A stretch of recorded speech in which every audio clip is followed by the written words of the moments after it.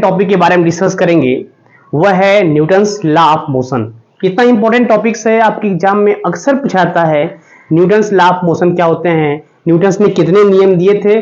बिल्कुल कंसंट्रेट होकर मेरे साथ कुछ समय तक बने रहिए, आपको अच्छी तरह से बताएंगे कि न्यूटन्स का नियम क्या होते हैं। और न्यूटन्स के नियम को बताने से पहले हम लोग बात करेंगे फोर्स क्या होता है। पहले फोर्स के बारे में जानेंगे, उसके बाद न्यूटन्स के नियम के बारे में हम लोग जानेंगे। अगर आप चैनल पर नए हैं तो चैनल को सब्सक्राइब कर लीजिए। मैं हूं अमित सिंह और आपका अपना प्यारा channel physics bye Amit sir. चलिए देखिए, थोड़ा सा हम बात करेंगे किसके बारे में, न्यूटन्स के बारे में। Newton's law of motion, law of motion, इसको पढ़ने से पहले ये टॉपिक कितना इंपॉर्टेंट है, चाहे वो क्लास 9th का हो, चाहे क्लास 10th का हो, चाहे 11th का हो, चाहे 12th का हो, कहीं भी यहां से क्वेश्चंस आपके कंपटीशन में या आपके बोर्ड के एग्जाम में यहां से क्वेश्चन बनते हैं। जो हमारे छोटे भाई बहन अगर वीडियो को देखेंगे तो उनको एकदम क्लियरिटी मालूम हो जाएगा कि कैसे न्यूटन्स ने अपना पहला नियम दिए, कैसे सेकंड दिए, कैसे थर्ड दिए। एक एक करके हम लोग इसके बारे में हम लोग डिस्कस करेंगे। लेकिन पहले इसको डिस्कस करने से पहले हम लोग बात करेंगे फोर्स क्या होता है। बिल्कुल कंसंट्रेट होकर मेरे साथ बने रहिए कि थोड़ा सा बात करेंगे हम लोग क्या, फोर्स के बारे में। एक बात बताओ, फोर्स के बारे में डिस्कस करने से पहले आप बताओ फोर्स होता क्या है। आप बताइए कि अगर आपसे कोई पूछे कि व्हाट इज फोर्स, आप क्या बताएंगे? आपके दिमाग में ये क्वेश्चन आएगा ना, पुश और पुल। अगर आप किसी भी बॉडी को या तो पुश कर रहे हैं या तो पुल कर रहे हैं, दोनों ही कंडीशन में आप क्या कर रहे हैं, उस पर फोर्स लगा रहे हैं। मेरी बात ध्यान समझ रहे हैं ना। किसी भी ऑब्जेक्ट पे अगर आप फोर्स लगा रहे हैं, ठीक, या डोर देखिए, विंडो देखिए, कुछ भी देखिए, अगर डोर को हमको खींचना रहता है, पुल करते नहीं करते हैं, तब भी हम फोर्स लगाते हैं। पुश करते हैं तब भी फोर्स लगाते हैं। लाइफ में कुछ भी हो रहा है, यहां हम पढ़ा रहे हैं बोर्ड पे, चौक से अगर लिख रहे हैं, यहां भी हम फोर्स लगा रहे हैं। दैनिक अगर आप क्रिया जो करते हैं, सोना, उठना, बैठना, सब के सब क्या है, फोर्स है। Without force can not be possible, बिना फोर्स का पॉसिबल नहीं है कुछ भी वर्क करना। मेरी बात समझ में आ रही है ना। तो फोर्स कितना इंपॉर्टेंट है आप बताओ। अगर आप पढ़ने बैठते हो तो वहां भी आप कहीं ना कहीं फोर्स अप्लाई करते हो, नहीं करते हो? लिखना शुरू करते हो, वहां भी फोर्स अप्लाई करते हो। तो हमारे दैनिक जीवन में भी फोर्स का इंपॉर्टेंट रोल होता है, ठीक है। तो इसी फोर्स के बारे में हम लोग चेक करते हैं, फोर्स क्या होता है, पुश और पुल, पुश और पुल, ठीक। अगर आप किसी भी ऑब्जेक्ट को, मान लीजिए कोई ऑब्जेक्ट है, इस ऑब्जेक्ट को या तो पुश कर रहे हैं या तो इसको पुल कर रहे हैं, दोनों ही कंडीशन में इस पर आप फोर्स अप्लाई करेंगे। दोनों ही कंडीशन में इस पर आप क्या करेंगे, फोर्स अप्लाई करेंगे। ये फोर्स है, ये फोर्स है। इसको हिंदी में क्या कहते हैं, बल।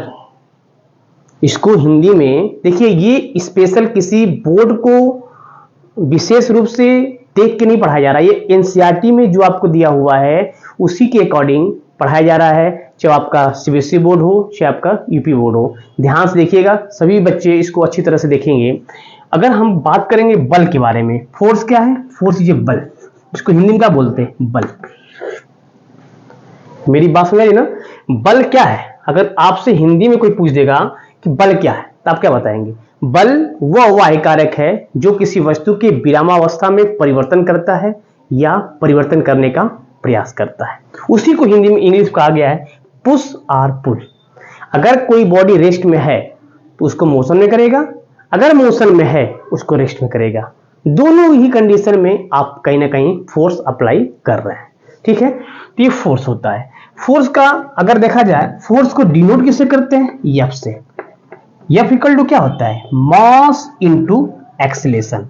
फोर्स का एक फॉर्मूला ये बन के आता है, मास इनटू एक्सीलरेशन। लेकिन रियलिटी में ये फॉर्मूला होता नहीं है। अगर डिफिनेशन देखा जाए, the product of mass and acceleration is called force. लेकिन हम लोग पढ़ेंगे Newton second law of motion, तो वहां पे अच्छी तरह से डिफाइन करेंगे कि फोर्स क्या होता है। द चेंज ऑफ मोमेंटम, उस फॉर्म में फोर्स के बारे में बताएंगे, फोर्स क्या होता है। ठीक है, फिलहाल में डिफिनेशन के अकॉर्डिंग देखा जाए, force F equal to mass into acceleration.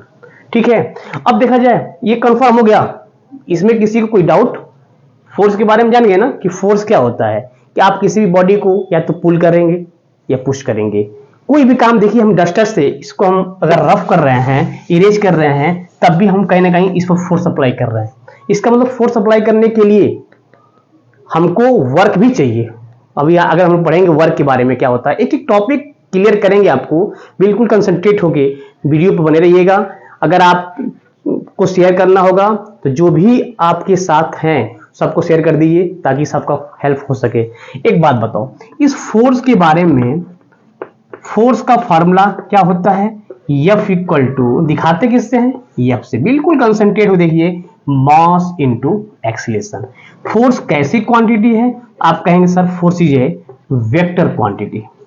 कैसी क्वांटिटी है? Force is a vector quantities. अब फोर्स का यूनिट क्या होता है?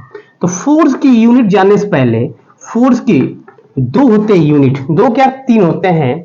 एक तो नॉर्मली हम लोग कहते हैं कि फोर्स की यूनिट क्या होती है, common unit of force Newton. Newton common जो यूनिट होता है फोर्स का, वो तो न्यूटन होता है। ये आपको अच्छी तरह से पता होगा, पहले भी आप जान चुके हैं फोर्स की यूनिट क्या होती है, न्यूटन होता है। लेकिन फोर्स का अगर देखा जाए एमपीएस में यूनिट क्या होगा, तो आप बताओ मास का क्या हो जाएगा? मास का केजी, और ये एक्सीलरेशन का क्या हो जाएगा? मीटर पर सेकंड स्क्वायर। तो इसकी यूनिट क्या बन जाएगी? केजी मीटर पर सेकंड स्क्वायर। बात सुन रही? केजी पर मीटर पर सेकंड स्क्वायर, केजी मीटर पर सेकंड स्क्वायर। लेकिन सीजीएस में देखा जाए इसकी यूनिट, सीजीएस में, सीजीएस का मतलब क्या होता है? सीजीएस का मतलब होता है सेंटीमीटर ग्राम सेकेंड। तो सीजीएस में देखा जाए इसकी यूनिट होती है डाइन। क्या होती है? डाइन। तो फोर्स की एक यूनिट ये भी बन गई, क्या? डाइन। वो डाइन नहीं 12 वोल्ट वाला, ये डाइन अलग यूनिट है, ध्यान से देखिएगा। और 1 न्यूटन इक्वल टू होता है 10⁵ डाइन। अक्सर आपके कंपटीशन एग्जाम में ये क्वेश्चन पूछा जाता है कि 1 न्यूटन में कितना डाइन होता है, तो 10⁵ डाइन। यहां तक बात समझ में आई कि नहीं आपको? देखिए मेन फंडा है, आपको समझ में आना चाहिए, पढ़ा रहे हैं तो क्लियर आना चाहिए।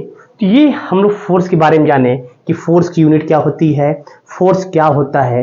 अब फोर्स कितने टाइप्स के होते हैं वो तो आगे बढ़ाएंगे। फोर्स कितने टाइप के होते हैं? फोर्स 2 टाइप के होते हैं। देखिए फिलहाल में जो आपके कोर्स में दिया हुआ है वो 2 ही है, एक तो बैलेंस फोर्स, एक होता है अनबैलेंस फोर्स।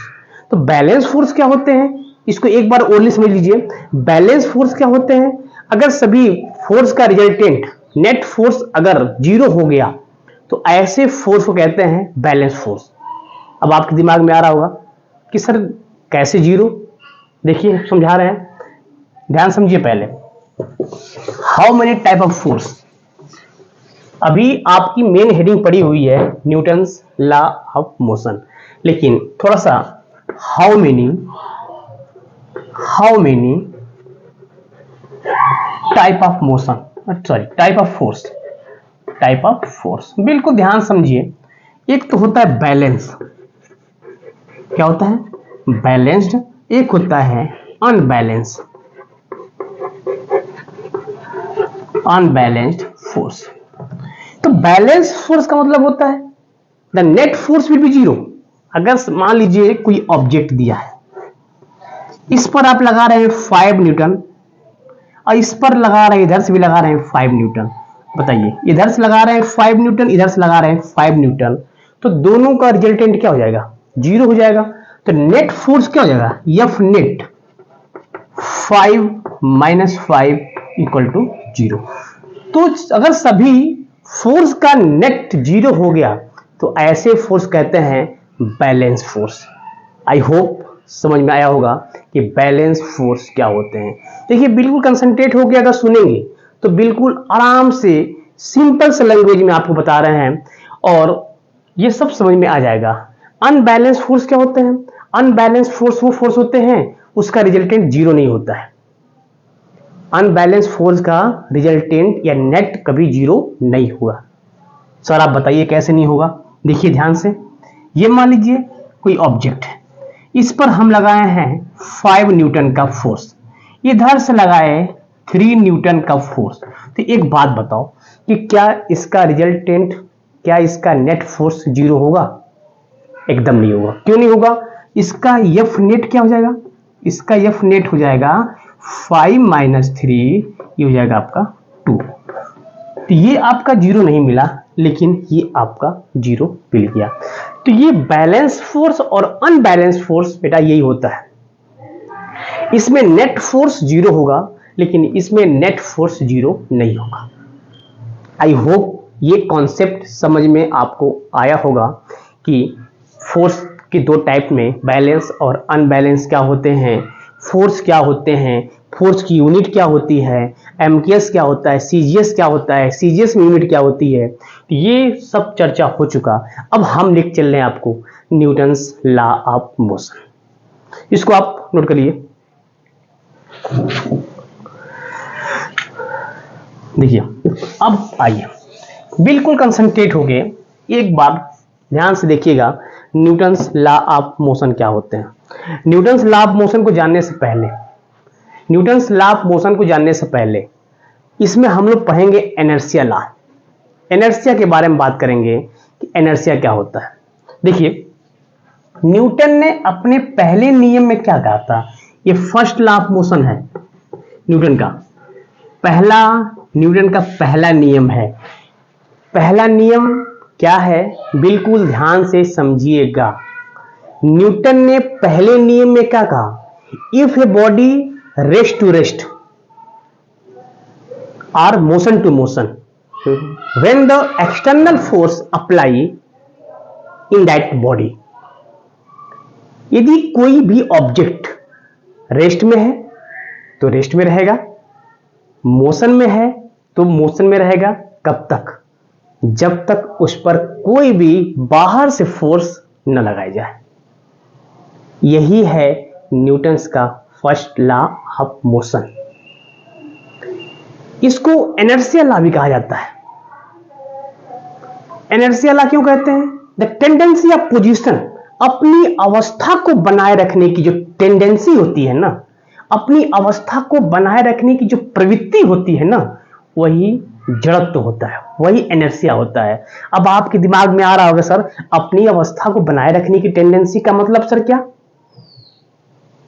अगर कोई बॉडी रेस्ट में है तो रेस्ट में रहेगा, मोशन में है तो मोशन में रहेगा।